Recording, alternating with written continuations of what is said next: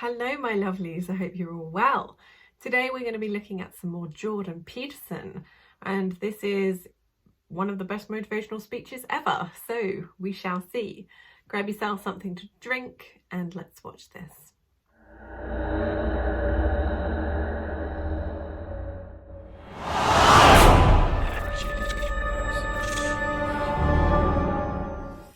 Okay then. One of my favourite psychologists and speakers.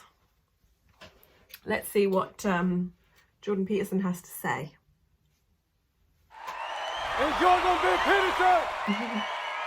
These people that you're comparing yourself to, you don't really know very well. True. What that means is that you see their shiny outside, but you don't see the reality of their life. There's always people out there who are doing far better than you on pretty much anything you want to imagine. And if all you're doing is seeing yourself in their reflected light, let's say, then it's going to be pretty damn dismal. But it's not a good comparison because, well, first of all, there's danger in just comparing yourself to others, period, because they're not you. And God only knows what struggles they had to undertake to get to where they were, or what burdens they're currently carrying that you're not aware of. But you can certainly contrast yourself with yourself. And that's a lot better. It is the only way. Well, it's also the only way of really measuring anything approximating proper improvement. You can actually tell when you're a little better than you were yesterday. Right. And you can actually Yeah. They say that comparison is the thief of joy. I would say that's 100% true, because you're comparing yourself to somebody, but you don't know their lived experience. So, and also you could be comparing your day 1 or day 5 or whatever to their day 257. You know, you don't know when they started necessarily. So comparing where you are to where they are is kind of futile. Tell when you're a little better than you were yesterday. Right. And you can actually do that. That's another thing that's so interesting about it, is that you can actually make yourself a little better in some way, pretty much, well, I don't know if it's at every moment, but you can certainly do it every day. Be careful who you share good news with, because you want to share good news with people who are going to be genuinely happy for you, and be careful who you share bad news with, because that's equally tricky. You want someone who will listen to you when you're having trouble and allow you your grief. Beauty calls people to their higher being, I would say, and to make friends with beauty is to introduce yourself very carefully to one of the mysteries of life that make it worth living. There's never been a better time for the majority of people to be alive, and the future, although we're vulnerable and terrible things can always happen to us, it's hard to make a case that the future doesn't look comparatively positive. We're becoming extremely technologically sophisticated, and the world is changing at an incredibly rapid rate, and the only way we're going to be able to manage that in a positive way is if each of us, or as many of us as possible, are capable of making wise and careful and truthful decisions. And if we do that, then maybe things can continue to improve. You don't get people to stand up on their own 2 feet and to adopt responsibility if everything is given to them. And that's a real conundrum. Wow. Yeah. So true. Oh my God. The guy is just so insightful, and he just drops bombs all the time. It's just constant, just dropping facts, and he articulates it in such a way, it's difficult to explain, but it just resonates. It just resonates. You know, maybe you're in California, see someone speeding down the road in a convertible Porsche, and you think, oh man, what a lucky bastard. And the truth of the matter is that he's thinking about wrapping his expensive sports car around the next cement pillar that he comes close to. You know, you can't tell, and people have hard lives, and even people who are comparatively fortunate have hard lives. And the ideal that you're observing that makes you jealous and resentful is in large part an illusion that's created by your own mind. you have to be careful of what you're jealous of because you don't really know what it is. And then the other thing that's kind of useful is to understand you're quite different from other people, and you shouldn't be comparing yourself to them because they're not like you. They don't have your family. They don't have your temperament. They don't have your troubles. They don't have your abilities. The only person that has those is you. One of the rules, I think it's rule 4, is compare yourself to who you were yesterday and not to who someone else is today. And see, that's a game you can win. The possibility that you can make yourself slightly better on a continual basis is, I think that's something that's accessible to everyone. I think that's equivalent to leading a virtuous life. And there is something to be said for virtue and truth. And that is one thing. Another thing that I've noticed about people who've been phenomenally successful is that they really do everything they can to live a truthful life. And Do you want Chris to sing us up? What? Yes, please. What? you can get a bloody long ways by being honest. You got to know that there are differences in intelligence. It's really important. If you go into a job and you're not smart enough for that job, you're going to have one bloody miserable time. And you're going to make life wretched for the people around you because you won't be able to handle the position. But what you really want to do, as far as I can tell, if you want to maximize your chances for both success and let's say well-being, is you want to find a strata of occupation in which you would have an intelligence that would put you in the upper quartile. That's perfect. Then you're a big fish in a small pond. And you don't want to be the stupidest guy in the room. It's a bloody rough place to be. So, and you probably don't want to be the smartest guy in the room either, because what that probably means is you should be in a different room. If you want to be the best at what you're doing, bar none, then having an IQ of above 145 is a necessity, and maybe you're pushing 160 in some situations, and maybe that's making you one person in 10,000 or even one person. Do you know your IQ? I have no idea. I have no idea. I doubt I'm up there, to be honest. I know I have a decent intellect, but how well that tests, I don't know.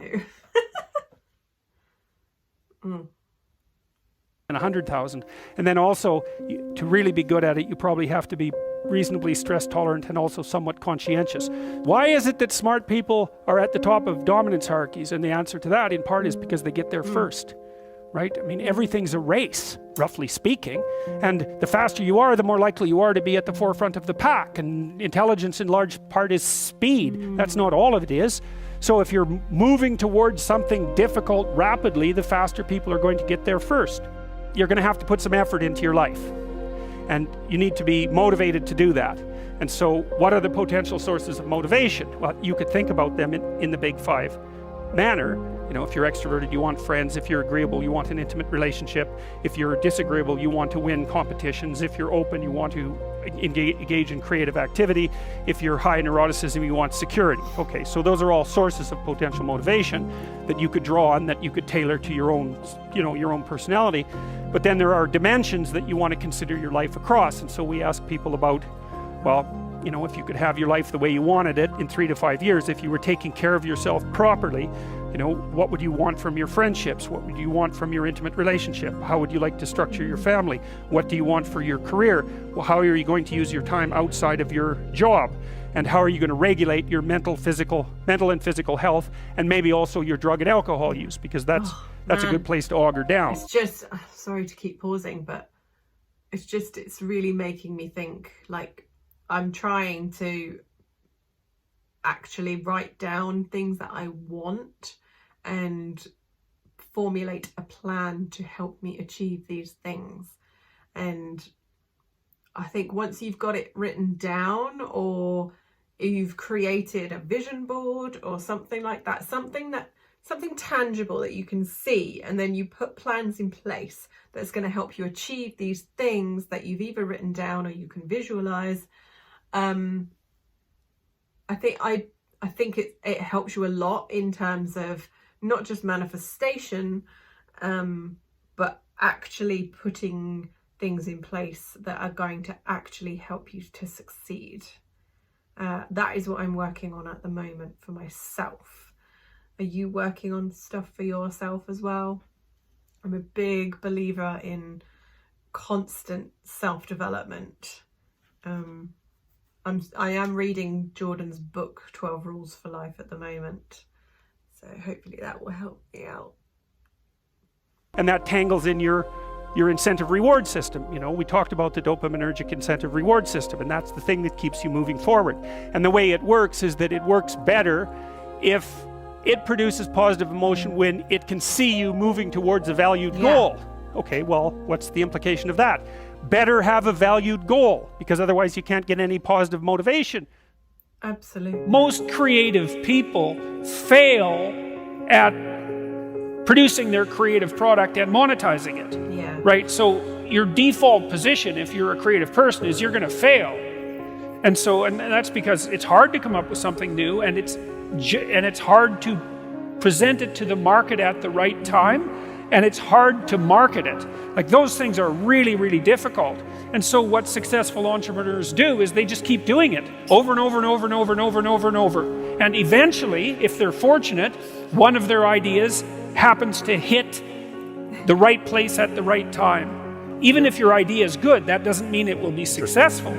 There's so many things that have to be taken into account. So this is partly why persistence, and an element of luck, I think. There is an element of luck in these things. But yes, timing, consistency, yeah. Conscientiousness is so useful. It's like persistence is helpful because it enables you to run many, many experiments. And you need to know that the baseline is failure. You know, it's important, because otherwise you'll blame that on yourself. You know, and some of that's useful because there's probably some things that you could improve about yourself. But it's very difficult to go from 0 to 1, you know. Gosh. Wow.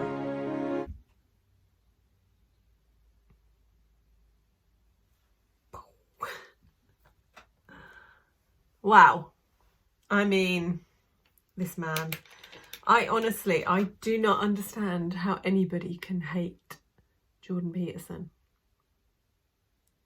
I get it, in the sense of a lot of the times it's ideologically based hatred, but honestly, I just think anyone who is trying to help people, you know, because that's what he's doing first and foremost. That's why he started putting his lectures out there. He's trying to help people to better themselves. And that's the whole point of his books and everything, is to help people be the best version of themselves, and how to, you know, like, if you're an ultra agreeable person like myself, how to learn to actually look objectively at your value and not just take what you're offered, but to actually say, I think I'm worth a little bit more than that, actually. Because I saw before that he was helping a lot of female lawyers to be less agreeable and to actually get paid what they deserved rather than just what they were offered, because that seems to be a big thing with the whole men and women getting paid different, is because men are generally less agreeable than women. So women will just go, okay, that's the salary I've been offered. Okay. Whereas men will negotiate. But excellent video. Motivation Hub was the channel. I will link to that video in the description box. But yeah, that was brilliant. And he fires me up. He makes me really think about things, and that's what I like about Jordan Peterson. Is he articulates things in a way that it really gets you thinking about your own life. Very good. Very good. I hope you enjoyed that video. Don't forget to subscribe, and I'll see you very soon.